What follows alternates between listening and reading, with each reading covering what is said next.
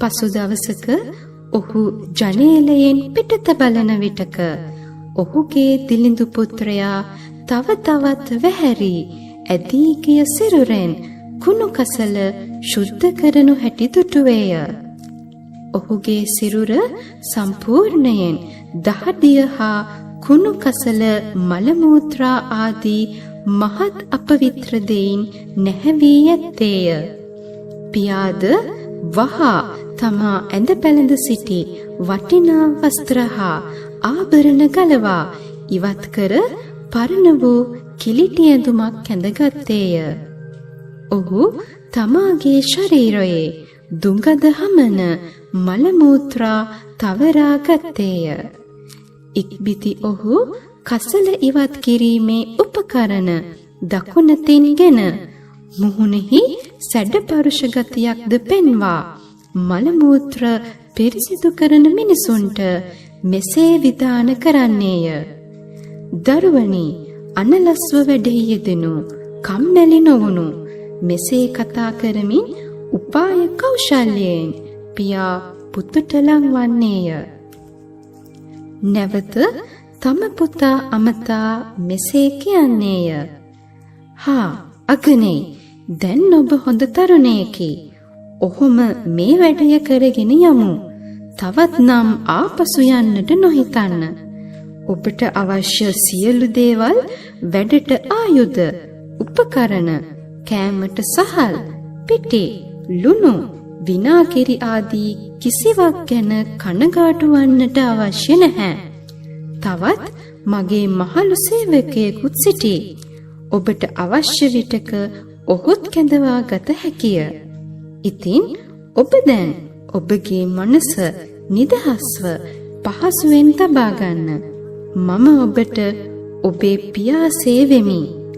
ඒ නිසා කිසිදු කනගාටුවකට කරුණක් නැත. මා මෙසේ පවසන්නේ ඇයි? මා දැන් ජීවිතයේ බොහෝ කලක් ගෙවා අවසන්. නමුත් ඔබ තවමත් තරුණයි, සවි බලයි, මහන්සි වී වැඩ කරයි. ඔබ වැඩ කරන අවස්ථාවේ කිසිවකු රවටා නැත, කම්මැලි නැත, තරහගෙන නැත, නරක වචන පාවිච්චි කර නැත. මගේ අනෙක් සේවකයන්ගේ දක්නට ලැබෙන ඔවැනි වැරදි කිසිවක් ඔබ තුල දක්නට නැත. මෙවක් පටන් ඔබ මගේම පුත්‍රයා සේවන්නේය. නැවත පොහොසත් පුරුෂයා ඒ සේවකයා තමාගේම පුත්‍රයා ලෙස සලකන බවට පෙන්වීමට සුදුසු නමක්ද තබා ඒ අනුව කතා කරන්නේය. දැන් මේ දිලිඳු වූ පුත්‍රයා තමනට කරනු ලබන සැලකිලි වලින් මහත්සේ සතුටු වුවද ඔහු තවමත් සිටින්නේ තමා තවමත් අන්පුරුෂයෙකුගේ යටත් සේවකයෙකු යයි සිතන සිතුවිල්ලෙන්මය. එම කරුණු නිසාම ඒ පොහොසත් පුරුෂයා සිය පුතු කැලිකසල පිරිසිදු කිරීම සඳහා තවත් වසර 20ක්ම යොදවයි. මෙම කාලය අවසන්වත්ම ඔහු කෙරේ විශ්වාසයක් ගොඩනැගී ඇති බව තේරුම් ගත්තේය.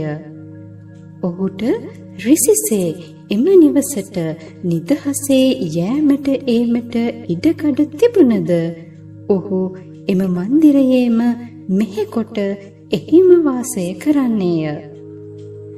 තථාගතයාණනි, එකල්හි ඒ ධනවත් පුරුෂයා රෝගාතුර වූයේ වැඩි කලක් යාමට මත්තෙන් තමා මිය යතැයි ඔහුට වැටහින.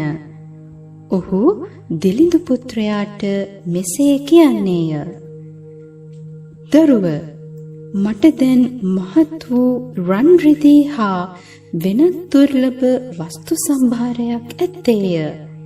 ඒවායින් මගේ නොයෙකුත් භාණ්ඩාගාර පිරී ඉතිරී යයි.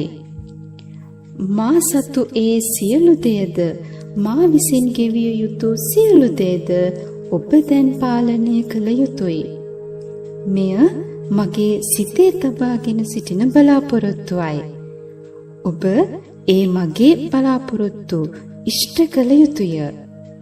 හේතුව නම් දැන් සිට ඔබ හා මා පුද්ගලයන් දෙදෙනෙකුසේ හැසිරිය යුතු නැත.